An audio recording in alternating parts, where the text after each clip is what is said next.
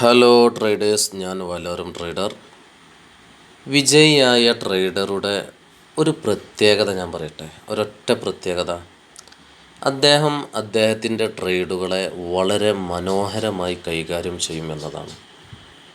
അതായത് അദ്ദേഹത്തിൻ്റെ നഷ്ടങ്ങളെ കൈകാര്യം ചെയ്യുന്നതിൽ അതിവിദഗ്ധനായിരിക്കും.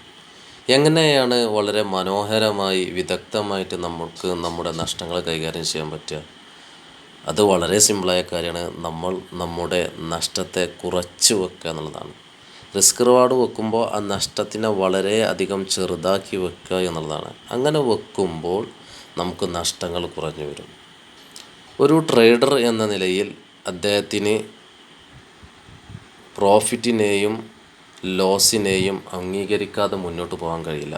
അതുകൊണ്ട് തന്നെ ഒരു ട്രേഡിലേക്ക് നമ്മൾ അങ്ങോട്ട് എൻ്റർ ആയി കഴിഞ്ഞാൽ പിന്നെ നമ്മളൊരു പരീക്ഷ എഴുതിയ കുട്ടിയെ പോലെ ഇങ്ങനെ കാത്തിരിക്കണം. അതായത് പരീക്ഷ ഒക്കെ എഴുതി കഴിഞ്ഞു, ഇനി ഒന്നല്ലെങ്കിൽ തോൽക്കണം അല്ലെങ്കിൽ ജയിക്കണം. അതേപോലെ തന്നെ ട്രേഡ് എൻട്രി ആക്കി കഴിഞ്ഞു, ഇനി ഒന്നല്ലെങ്കിൽ സ്റ്റോപ്പ് ലോസ് അടിക്കണം അല്ലെങ്കിൽ ടാർഗറ്റ് ഹിറ്റ് ചെയ്യണം. ആ ഒരു മൈൻഡിൽ നമ്മൾ ഇരിക്കണം.